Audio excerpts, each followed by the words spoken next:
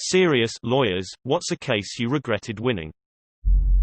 I do juvenile work. Criminal law and family law. I represented this client first when he was a juvenile charged with disorderly conduct at school and fighting. Then when he became an adult it was for simple things like possession of marijuana. As he got older, it became easier and easier to figure out what part of his life hasn't gone as well as it could, and I tried to counsel him and push him to better himself. He got his GED. He started going to NA. He started classes at a community college. And found a part-time job. On the night of his 21st birthday, he was charged with a DWI. Of course I'll take care of that too. About 6 months later, we are due in court for trial on a Monday and he doesn't show up. Which at this point in his life is highly unusual, as I'm trying to figure out where he is. The court starts going over arraignments, first appearances, and then lo and behold 3 people are up for murder charges. The prosecution starts to tell the judge what the facts, circumstances of the case are and mentions a few victims' names. Apparently, my client was at a party when these 3 individuals decided to allegedly do a drive-by shooting. My client suffered multiple gunshot wounds and didn't make it to the hospital. So,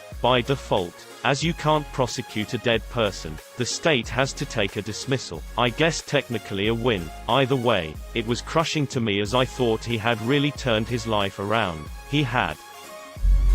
I'm a work comp attorney, now represent injured people, but used to work on other side insurance defense. There was an applicant with a serious injury, fell off a ladder, busted back with fusion, shoulder years of treatment, internal issues, psych issues, really just up. 50% plus permanent disability. We were 5 years in and finally getting to settlement time. If we bought out his future medical settlement pretty far into 6 figures. This guy was the sole provider for wife and 2 kids. Then we found out he had a aggressive brain cancer, expected only couple years to live, at best. Thus, we wouldn't buy out future medical anymore. Still got permanent disability for $60,000-ish. But can't give medical buyout based on 25+ year life expectancy anymore. I felt terrible for the guy and his family. Me and the adjuster tried to get insurance to agree to some sort of amount like 5-year buyout.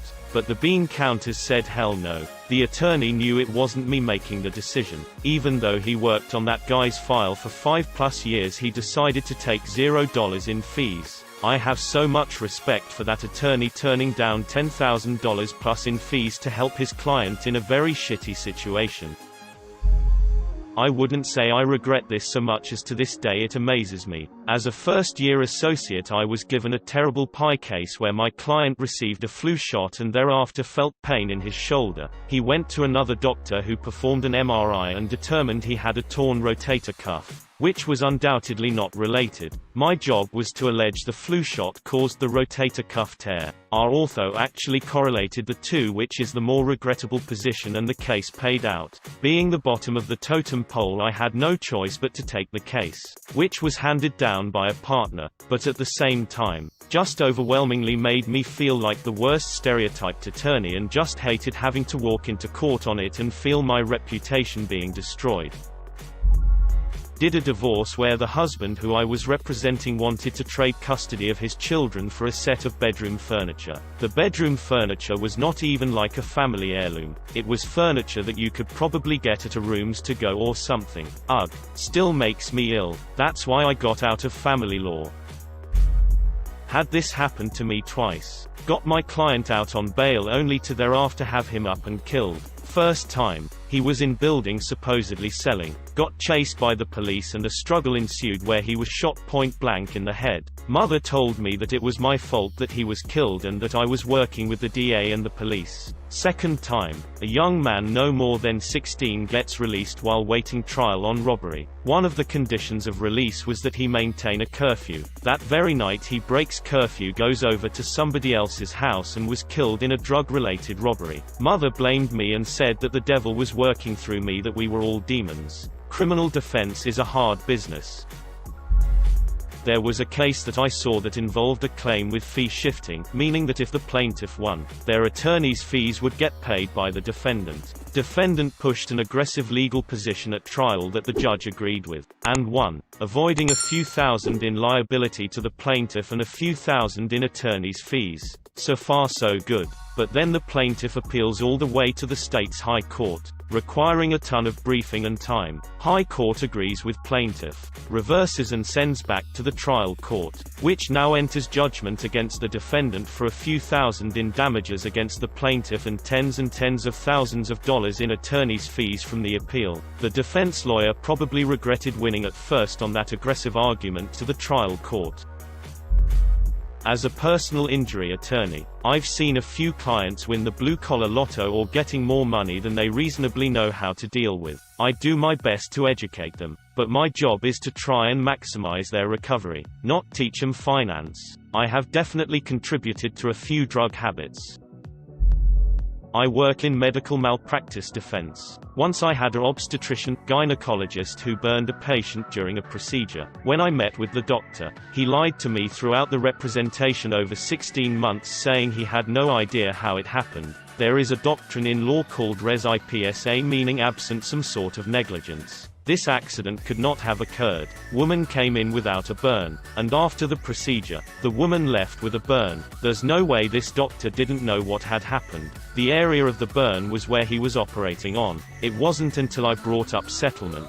Because this was not a case we could win, did he say, "Oh, maybe I do know what happened." We ultimately settled that case, which is considered a favorable outcome considering the potential high monetary verdict. Sometimes I think this doctor really ought to have lost that case and their license. The one I particularly hated happened at my first law job. This woman was a long-term client of my boss. In the past 10 years or so, she has been caught driving under the influence 8 times, violated home incarceration countless times, been caught with controlled substances a few times, and stabbed 2 people on home incarceration. My boss at the time was the master of getting people off for DUIs, so she had only been convicted of a DUI third and always managed to stay on home incarceration with whatever releases she desired. I always regretted her cases because that woman is truly a danger to the public. She's undoubtedly going to kill someone someday, but I'll be damned if she isn't the luckiest woman alive in getting away with DUIs.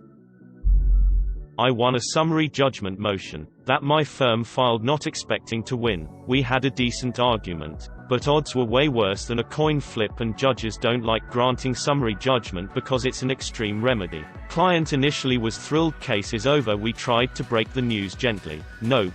3 years later we're back in the same spot we were before we won our motion. The other side appealed it up to the state Supreme Court and won because the Supreme Court said the trial judge should have denied our motion. So, we are back at square one, north of $100,000 in legal bills, with no resolution. Maybe it'll settle, maybe it will go to trial. I'll find out in the next 3 to 4 months.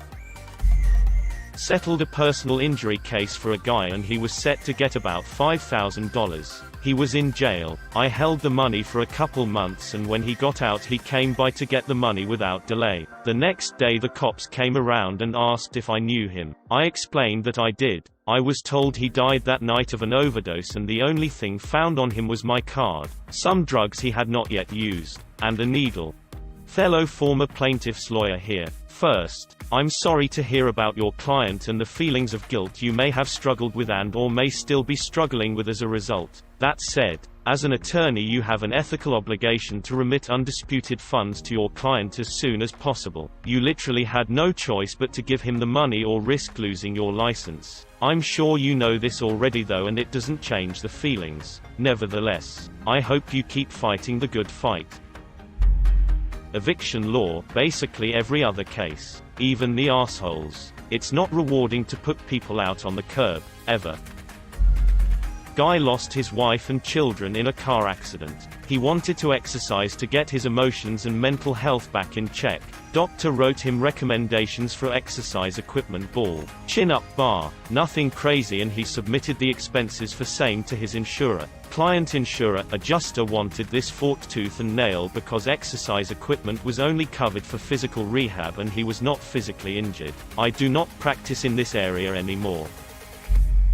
I got a spoiled brat of a teenager cleared of a shoplifting charge when he absolutely had done it. His rich parents hired me to represent him. I did that to the best of my ability. And we went to trial and won. But I can't say I felt good about it. This kid needed to be taught some accountability for his actions, and his parents just wanted to buy their way out of any trouble he got into. Right now in my criminology class we're doing reports on criminals, and I chose mine on Ethan Couch. Basically his defense said that he suffered from affluenza, a non-medical term where a person was raised so rich that they don't know the difference between right and wrong. So essentially Ethan drove under the influence at 16 years old with a back of .24 and hit and killed 4 people. The defense said that he suffered from affluenza or whatever, and the jury was like, well, sounds good to me. I laughed when I first heard the case because I didn't think it was real. I think affluenza is real and the treatment is consequences. I do family law, and I represented a father who had lost most of his custody from heroin use and imprisonment as a result. He came to me saying he was clean and doing good and had his life together, and it checked out. He had been clean for almost 9 months, not counting jail time, and seemed sincere in wanting to resume a full relationship with his son. The other side fought viciously to keep him at extremely little custody and supervised at that. But we prevailed and got an order restoring fairly frequent unsupervised partial custody. Not long afterwards, only about 3 months after the case, he was back doing heroin, sold most of his furniture, and for me the most soul-crushing is that he set up a fake GoFundMe stuff for his child's cancer. His child didn't have cancer and has never had cancer, so you know where that money was going. I withdrew my appearance at this point, so I don't know what happened afterwards. But I imagine and hope his custody was taken away. Basically the net result of winning that case was that the poor boy had to witness his father relapse on heroin and was exploited for money. Worst case I ever won. In one of my first cases after passing the bar exam, a young man retained me on a drunk driving charge. No one was hurt, but he totaled his car. During trial, the arresting police officer testified that my client was clearly drunk at the accident scene, and that my client was loudly blaming the accident on the asshole who stole his car, crashed it, and then fled before the cops arrived. However, according to 2 other witness statements tendered into evidence, it was my client's friend, the passenger, who was screaming about the asshole who stole the car, not my client, the driver. The cop must have confused the 2 men during his testimony. This discrepancy raised a reasonable doubt in the judge's mind, so she acquitted my client. At the time, the acquittal was somewhat unexpected for me in my personal view. My client was clearly drunk and responsible for the accident, regardless of who was blaming the mystery asshole to the cops. But I was happy my young client got off. No one was hurt, and lessons were learned,